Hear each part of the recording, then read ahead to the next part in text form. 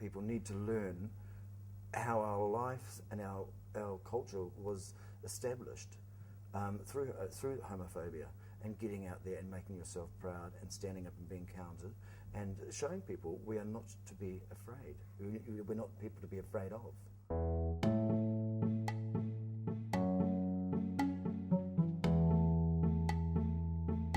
I was 11 or 12 when I knew I was gay. And at school it was one of those things that was always discretionary, it was always kicked under the belt. You couldn't be seen to be a poofter or a fag, otherwise you get beaten up. So yeah, it was a redneck territory out in Hutt Valley. I left home when I was 15, marched into Wellington, and I soon discovered all the places where you could go and where you couldn't go. The cottages and the parks and the beats, that's all there was for the boys. There wasn't any gay bars, gay nightclubs, anything like that. There was a bunch of guys back in the early 70s that started up the Doreen Society in Lambton Quay. And it was a very backdoor members club where every member, you had to be a member to be able to join the club. Every member had a key to the ground floor door.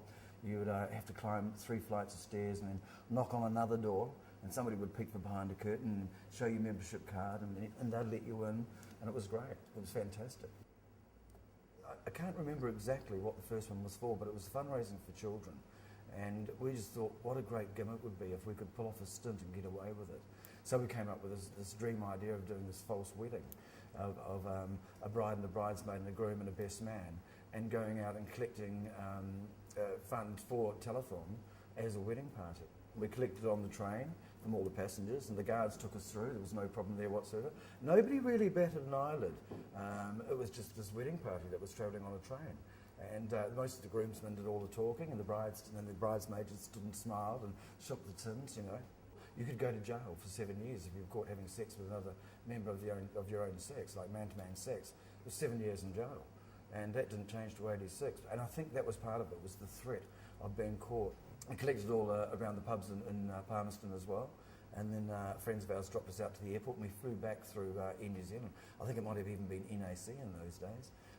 And Carmen and all the girls met us out at the airport, and picked us up, and we collected money on the plane coming back and around Wellington Airport. Telethon was there, and we were put on air and handed over all the money we collected. And when we were interviewed, they put us all on stage. Again, only the boys, the groomsmen and the best man, did all the talking. And the cover rap was that the bride had laryngitis and the bridesmaid was just too shy. That's how we got away with it. Queen Victoria just absolutely thought that, well, what can women do together? They've got nothing to do anything with. It was never illegal for women. Women could quite happily walk down the street arm in arm. I mean, you see it today, and it's like 2 girls. And they could just be girlfriends, like as in just girlfriends. But if 2 guys did it, they were raging homos, fags, poo pushers and shirt lifters. Homosexual law reform was a great step for the New Zealand gay movement. The Gay Task Force was set up, which was headed by Bill Logan, and that was running out of Bulcott Street. The whole object was to get behind Fran Wild. The bill had been introduced to Parliament before by Venn Young, but many years beforehand, but it got knocked back. And then Fran Wild, and took on a lot and got death threats from introducing the bill. But she rallied around and got behind. The gay community really picked up on it and said, let's support this bill, it's all about us and getting equality. The marches that happened, Norman Jones and the Salvation Army, and their Kill a Queer for Christ campaign, and let's kick them back to the gutter where they belong. They were having protest meetings all around the town and advertising them in the daily papers, and of course the Gay Task Force would pick up and they'd move out there and they'd protest and disrupt and they'd invade and get into the actual meetings themselves, and the bigotry that was coming out of these people was horrific, absolutely horrific, and the backlash was severe, but the gay community rallied together, and every meeting they had, people just went on these marches, they protested, they got it. Finally the bill went through, and it really changed the lifestyle that gay people had in New Zealand. It was totally beneficial, but it was a hatred time to go through. Men were very discreet about who they met, where they met, and how they went about getting to know each other, purely because it was that threat of being caught. It wasn't a nice period for gay men growing up in the early 70s. Scott and I, we've been together for 18 years. There was talk of this bill going to Parliament to allow gays to get married, and Scott and I talked about it and thought, well, we'll just wait till Simi Union comes through.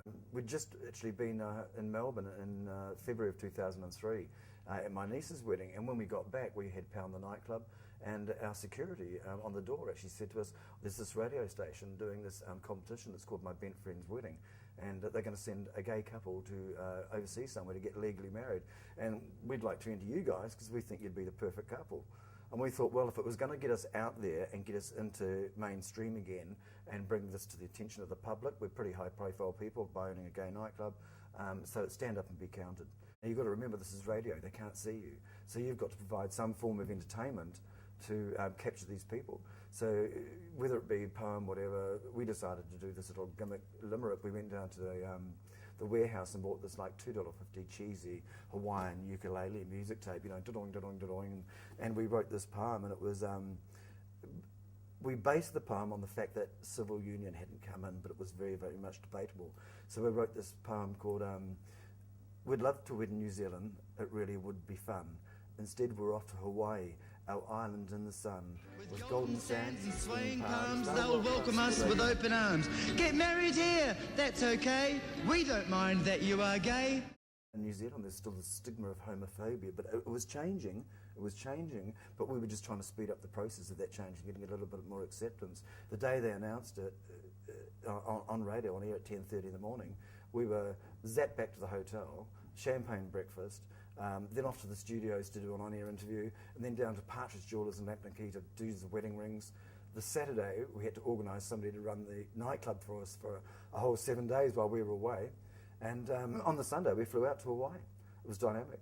I think the biggest part for us was when we were doing the broadcast after the wedding back to New Zealand, Polly from ZM did the most beautiful speech. So to Scotty and Mel and 535,000 absent friends, we raise our glasses. Scotty and Mel! Scotty and Mel!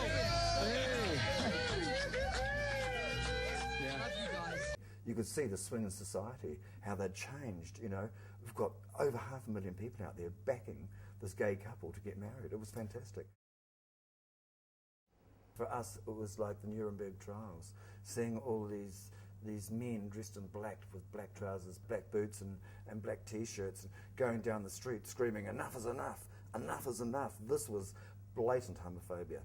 I think the homosexual law reform marches were extremely beneficial. We were actually fighting to get legality. This Enough is Enough parade was all about homophobia, total homophobia. And it's people in society like that we really don't need. Brian Tamaki turned up at Parliament, and one of the TV cameras were saying, and here's Brian Tamaki, he's got bouffant here, a three-quarter length jacket, a blouson shirt, and a diamond ring that even Elizabeth Taylor would be proud of. This man actually turned up in Parliament looking gayer than half the people that were there. It was about 6 months later that civil union came in, and funnily enough it was at the same time that the non-smoking in bars rule came in, and it came in on the same night. And the big joke around the town at the time was that you could marry a fag but you couldn't smoke one in a bar. You get the odd question, now that we can drink anywhere, do we really need to have gay bars? Yes we do, because there are a lot of young gay people that will come out that are just coming to terms with their sexuality. They don't feel comfortable going into mainstream bars. They can sit in a gay venue, they can kiss and cuddle without the fear of rejection or intimidation from heterosexual homophobics. The only thing I think that's really changed is that the gay community has lost its sense of camaraderie about looking after each other, protecting each other. I think it was something that we had to do in the past because we were illegal and we protected each other's backs. Today it's become a little bit more bitchy and nastier, and I think we really need to regroup as a community and start looking after each other. I think that the young people that after homosexual reform, they've grown up where a life of legality is all they've come to know. We're legal, we can do anything we like, we can drink anywhere we like, we can do what we like. And I think that they've got to realise the gay community does have a culture that needs to be protected. Yeah, 30 years plus in the gay community. I think this, for Scott and myself, this will be our last venue because time's ticking on. You're not as young as you used to be, and by the time we finish our lease here, we've got another 7 years to go here. But by then I think we'll hopefully be ready to retire and sit back and relax and watch some new talent come through and take over the reins and keep the gay movement moving forward.